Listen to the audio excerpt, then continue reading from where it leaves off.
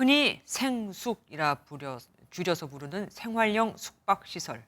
이 호텔에 장기 체류하는 사람들을 위한 레지던스로 알려져 있는데 내부에 주방시설을 갖추면서 주거도 가능해 아파트를 대체할 틈새 상품으로 한때 인기를 끌기도 했습니다.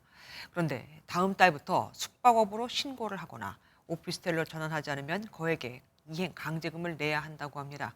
오죽하면 돈 없다, 그냥 문을 닫고 사용하지 않겠다는 사람까지 나오고 있을까요? 배준우 기자가 집중 취재했습니다. 국토교통부가 생활형 숙박시설을 불법 주거시설로 규정하고 다음 달부터 이행강제금을 부과하기로 하자 소유주 3천여 명이 정부 세종청사 앞에서 시위를 벌였습니다.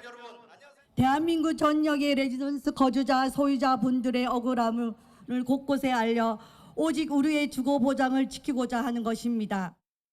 생활형 숙박시설은 일명 레지던스로 불리는데 구조는 아파트나 오피스텔과 비슷해도 건축법상 소유자가 직접 거주할 수 없고 호텔처럼 객실 서비스를 제공해야 합니다.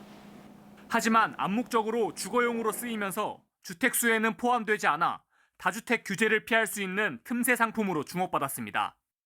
논란이 커지자 정부는 지난 2021년 숙박업 등록을 의무화했고 2년의 유예기간이 끝나는 다음 달 15일부터 규제에 들어갑니다. 주거용 오피스텔로 용도를 변경하거나 숙박업으로 신고하지 않고 거주하면 공시가격의 10%를 매년 이행강제금으로 내야 합니다. 공시가격이 10억 원이면 매년 1억 원씩 내는 겁니다. 지난 2019년 생활형 숙박시설을 계약한 30대 이모 씨는 시행사가 주거가 가능하다고 해 계약했다며 억울함을 호소합니다. 주거 가능한 오피스텔이라고 하셔가지고 일단 사놓고 임대해놨다가 역 생기면 이제 그때 주거해도 되니까. 그렇다고 오피스텔 용도 변경이 쉬운 것도 아닙니다. 주거용 오피스텔은 주차 대수와 소방시설 기준이 더 엄격해 사실상 불가능하고 숙박업 신고는 30호실 이상만 가능합니다. 게다가 지방자치단체에서 상업시설과 주거시설을 엄격히 구분해 용도 변경을 불허하는 경우도 있습니다.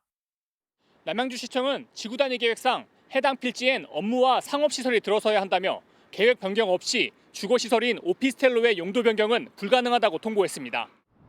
일각에선 실질적인 주거 기능을 고려해 준주택으로 인정하거나 법 개정 이후 시설에 대해서만 이행강제금을 부과하는 등의 조치가 필요하다는 목소리도 나옵니다. 하지만 정부는 주차 부족과 편의시설 부족 등의 이유로 주택으로 인정할 수 없다는 입장이어서 논란은 확산할 전망입니다.